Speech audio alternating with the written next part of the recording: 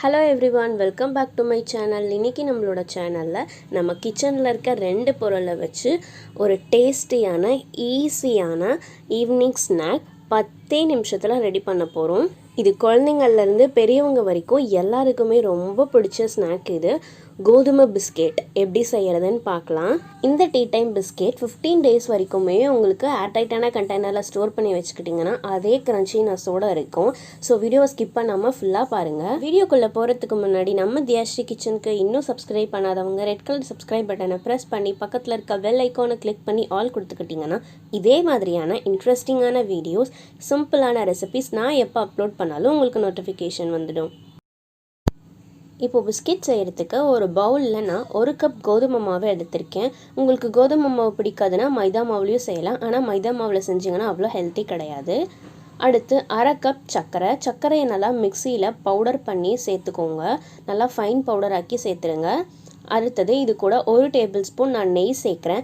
நெய் சேர்த்திங்கன்னா உள்ளார பிஸ்கெட் நல்லா சாஃப்டாக இருக்கும் அண்ட் வெளியே நல்லாவே க்ரன்ச்சியாக இருக்கும். அண்ட் இது கூட 1/4 டீஸ்பூன் உப்பு சேர்த்துட்டு இதை நல்லா மிக்ஸ் பண்ணி விட்டுடுங்க.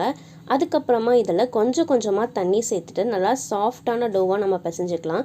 நம்ம சப்பாத்திக்கெல்லாம் பிசைவோம் பார்த்தீங்களா, நல்லா சாஃப்டாக அந்த மாதிரி பிசைஞ்சுக்கோங்க. இந்த அளவு நான் நல்லா சாஃப்டாக பிசைஞ்சிட்டேன். இப்போ இதை நம்ம விரிச்சிடலாம். இதை நம்ம ஊற வைக்கணும்னு எந்த ஒரு அவசியமும் இல்லை.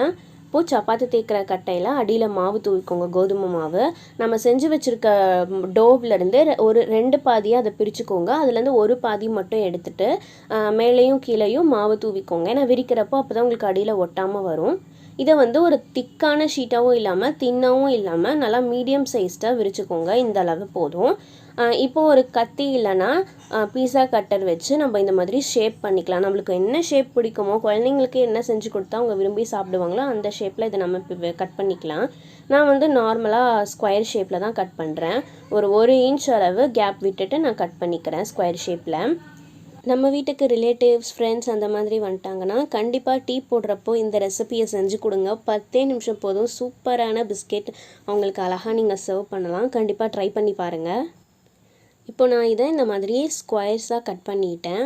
பாருங்கள், இந்த அளவு உங்களுக்கு மொத்தம் இருக்கணும். ரொம்ப தின்னாகவும் இருக்கக்கூடாது, அதே சமயம் ரொம்ப திக்காகவும் இருக்கக்கூடாது.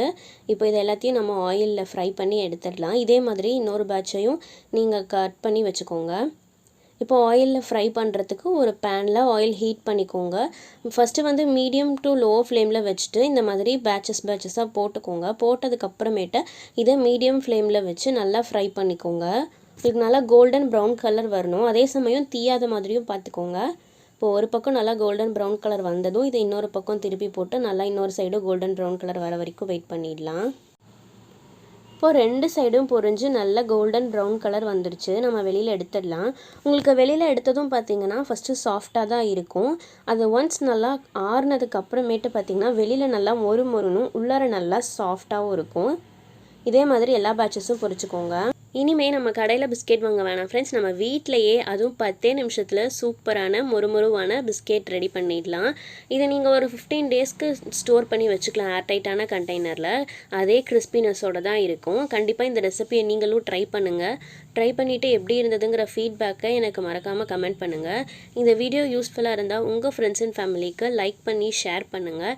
அண்ட் நம்மளோட சேனலுக்கு இன்னும் சப்ஸ்கிரைப் பண்ணாதவங்க ரெட் கலர் சப்ஸ்கிரைப் பட்டனை ப்ரெஸ் பண்ணி கூடவே பக்கத்தில் இருக்க பெல் ஐக்கானை கிளிக் பண்ணி ஆல் கொடுத்துக்கிட்டிங்கன்னா நான் எப்போ வீடியோ போட்டாலுமே உங்களுக்கு நோட்டிஃபிகேஷன் வந்துடும். இதே மாதிரி இன்ட்ரெஸ்டிங்கான வீடியோஸ், சிம்பிளான ரெசிபிஸ் நீங்கள் என்னோடய சேனலில் பார்க்கலாம். தேங்க்யூ.